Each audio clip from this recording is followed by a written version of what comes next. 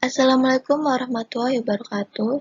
Saya Nurmana Sylvia dari kelompok 2 akan mempresentasikan materi mengenai bab al-iqtisad. Berikut materinya.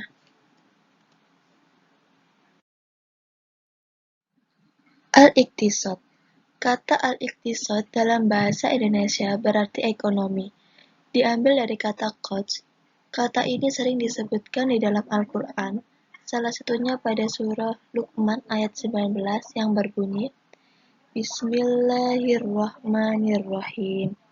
Waqsid fi masyika waqdud min sautik. Inna ankaral aswati lasautul hamir. Yang artinya, dan sederhanakanlah kamu dalam berjalan dan lunakkanlah suaramu. Sesungguhnya seburuk-buruk suara ialah suara keledai. Kemudian di dalam Al-Quran surat An-Nahl ayat 9, mohon maaf itu salah ketik, Allah Subhanahu wa Ta'ala berfirman, Bismillahirrahmanirrahim. Wa 'alallahi qasdus sabili wa minha jair. Walau syaa lahadakum ajma'in. Yang artinya, dan hak Allah menerangkan jalan yang lurus, dan di antaranya ada jalan yang menyimpang. Jika Dia menghendaki, tentu Dia memberi petunjuk kamu semua ke jalan yang benar. Kemudian Al-Quran Surah Fatir ayat 32. Allah Subhanahu wa Ta'ala berfirman, Bismillahirrahmanirrahim. Tsumma awrathnal kitabal ladzina astafaina min ibadin. Faminhum zalimun linafsihi wa minhum muqtasid wa minhum sabiqun bil khairati biidznillah. Dzalika huwal fadlul kabir. Yang artinya, kemudian kitab itu kami wariskan kepada orang-orang yang kami pilih di antara hamba-hamba kami. Lalu di antara mereka ada yang menzolimi diri sendiri, ada yang pertengahan, dan ada pula yang lebih dahulu berbuat kebaikan dengan izin Allah. Yang demikian itu adalah karunia yang besar.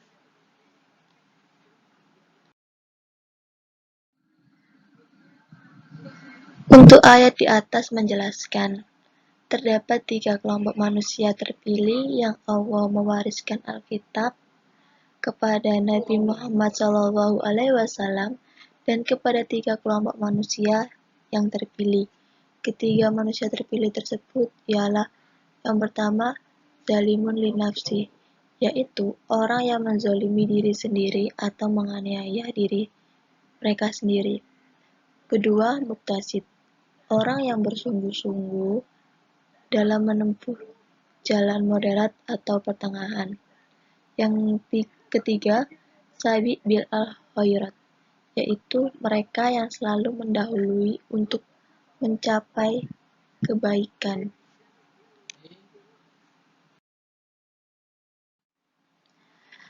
Kata muktasid yang dirangkai dengan kata umat sehingga menjadi umatan muktasidah dan terdapat dalam surah Al-Maidah ayat 66. Allah Subhanahu wa Ta'ala berfirman, Bismillahirrahmanirrahim.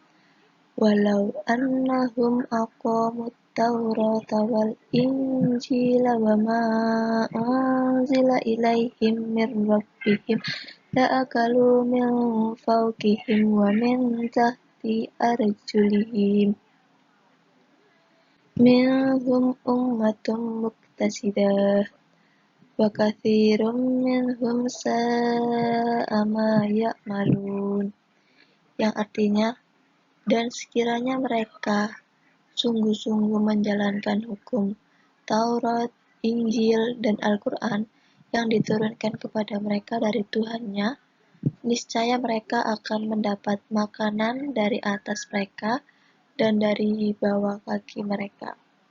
Di antara mereka ada sekelompok yang jujur dan taat, dan banyak di antara mereka sangat buruk apa yang mereka kerjakan.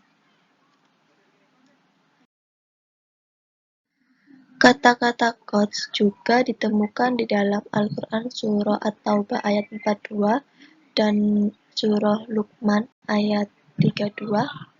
Dalam hadis juga terdapat pernyataan Nabi yang menggunakan kata al-quds. Dalam hadis yang diriwayatkan oleh Imam At-Tirmizi, Rasulullah Shallallahu Alaihi Wasallam bersabda, tingkah laku yang baik atau al-samtu al-hasan, tidak tergesa-gesa atau al-tu'adah, dan bersederhana atau al-iktisad adalah suatu bagian dari 24 bagian sifat-sifat kenabian atau al-nubuwah. Dalam hadis lain, Nabi Muhammad juga bersabda, terdapat 3 perkara yang dapat menyelamatkan, yaitu pertama, takut kepada Allah Subhanahu wa Ta'ala di waktu yang sunyi dan juga terang-terangan. Yang kedua, adil di waktu senang dan juga marah. Yang ketiga, sederhana atau al-quds di waktu fakir dan kaya. Dan juga ada 3 perkara yang dapat merusakkan diri sendiri, yaitu yang pertama, hawa nafsu yang diperturutkan. Yang kedua, kikir yang ditaati. Yang ketiga, kekaguman atau ujub seseorang kepada dirinya sendiri. Hadis riwayat At-Tabrani di dalam Al-Suyuti Al-Jami' Al-Saghir jilid 2. Penggunaan kata al-quds dalam hadis di atas dimaknai dengan arti sederhana, hemat, dan moderat.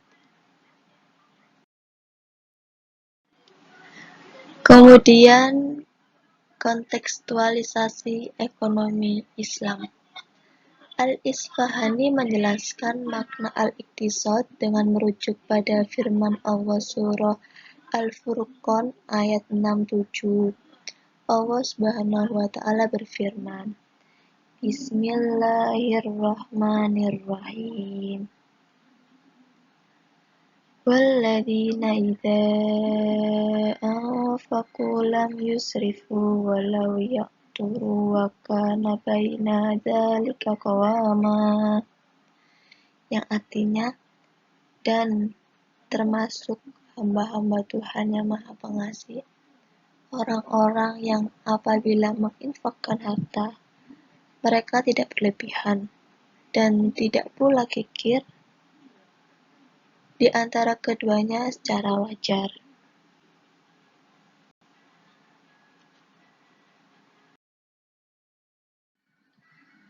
Tujuan ekonomi Islam itu sendiri adalah untuk mewujudkan suatu kemaslahatan.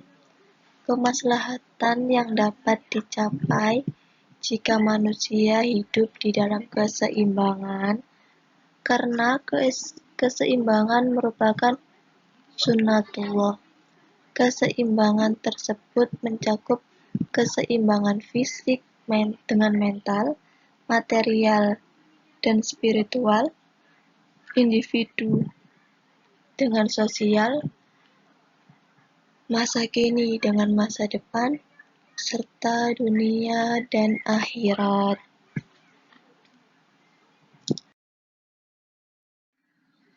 Kemudian kesimpulannya, dari kata quds yang sebagai akar kata al-iktisad, kemudian tujuan dari ekonomi Islam adalah untuk membentuk umat yang muqtasidat, umat yang moderat, atau dengan bahasa yang lain disebut juga sebagai umatan wasato atau umat pertengahan.